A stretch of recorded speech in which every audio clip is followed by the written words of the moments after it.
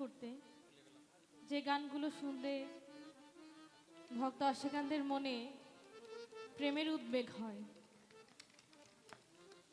আসলে সাধকের কথা তো তাই, সাধকের কথা যদি মন দিয়ে শোনা যায় তাহলে সত্যই মনে প্রেমের উদয় হয়। আমার মতো অধম সামান্য সময়ের জন্যও মানুষ হয়ে যায়। আসর থেকে বের হলে যাই হোক না হোক, আসলে দাঁড়ানো অবস্থায় গুরুর নাম ক্ষণে ক্ষণে মনে আসে। আমরা আশা করি এখানে যারা উপস্থিত আছি 90% আমরা আহলে বায়াতের অন্তর্ভুক্ত, এবং যারা নই আশা করি এই আসর থেকে এমন কিছু পেয়ে যাবে যেন তারা আহলে বায়াতের অন্তর্ভুক্ত হন। তো আমার রশিদ ভাই বলেছিলেন যে পাঞ্জুসা দুদ্দুসা এরকম অন্যান্য মহতিরও দু একটা কালাম পরিবেশন করতে, তো আমি এ পর্যায়ে পাঞ্জুসায়ের একটা কালাম চেষ্টা করছি।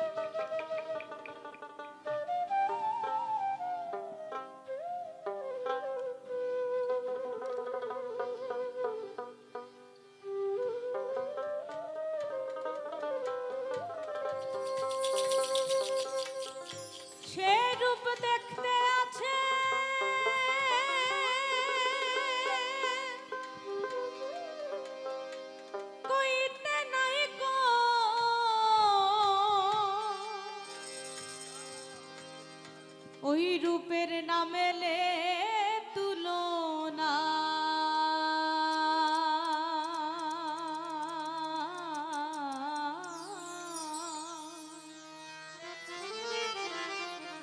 যে দেখেছে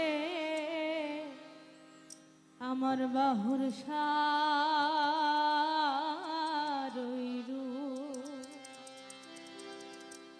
আমরা একজন পীর সাহেবের মানব রূপটা দেখি, কিন্তু তার ভক্ত তার মধ্যেই কিন্তু পরমকে খুঁজে নেয়। এই ভক্ত এবং গুরুর মধ্যে যে প্রেম, এই প্রেম এই গুরু ভক্ত ছাড়া কারোর বোঝার সাধ্য নেই। তাই তো তখন গিয়ে আর ভক্ত থাকে না, তখন বন্ধু হয়ে যায়। যেমন আমার আল্লাহর হাবিব আমার রাসূল পাক, যে দেখেছে বন্ধুর ওই রূপ সে তো আর ভুলবে না, যে দেখেছে আমার মুকুল সার ওই রূপ, সে রূপ দেখতে আছে কইতে নাই গো।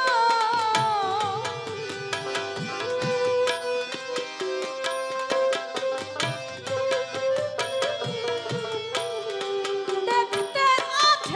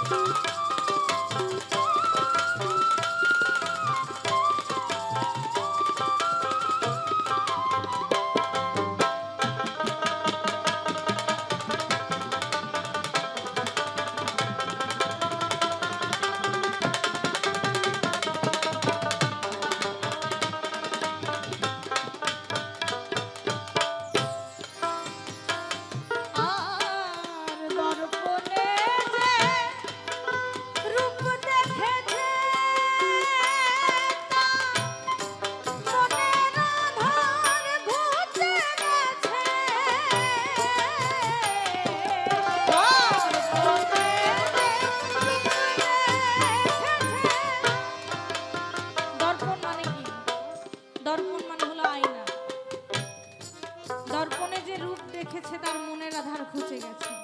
আয়নার দিকে তাকালে আমরা দেখি কি? আয়নার দিকে তাকালে আমরা নিজেদের প্রতিবিম্ব দেখি। গুরু ভক্তের মধ্যে যদি সত্যি সত্যি সেই নিগূঢ় প্রেম সাধিত হয়, তাহলে গুরু ভক্তের মধ্যে যে লয় হয়ে যায়, ওই লয় হয়ে গেলে গুরু ভক্ত আর ভিন্ন থাকে না। তাই সেই যে বলছি, দর্পণে যে রূপ দেখেছে, মনের আধার ঘুচে গেছে, রূপে নয়ন দিয়ে আছে,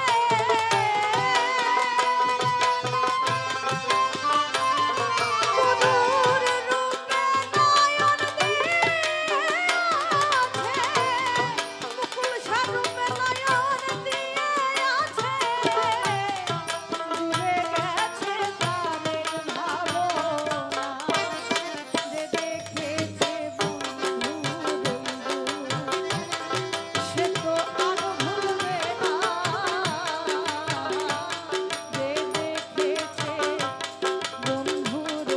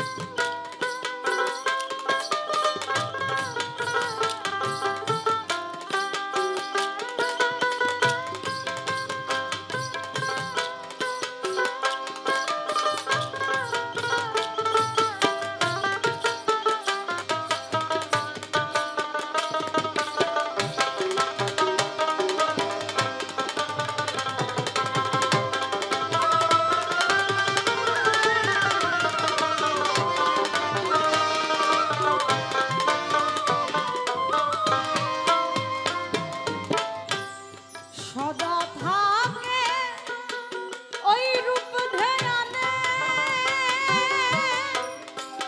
দেবাদেবী মানবে কানে, সদা থাকে রূপ ধ্যানে, আর দেবাদেবী মানবে কানে, মন্দির আছে শ্রীচরণে,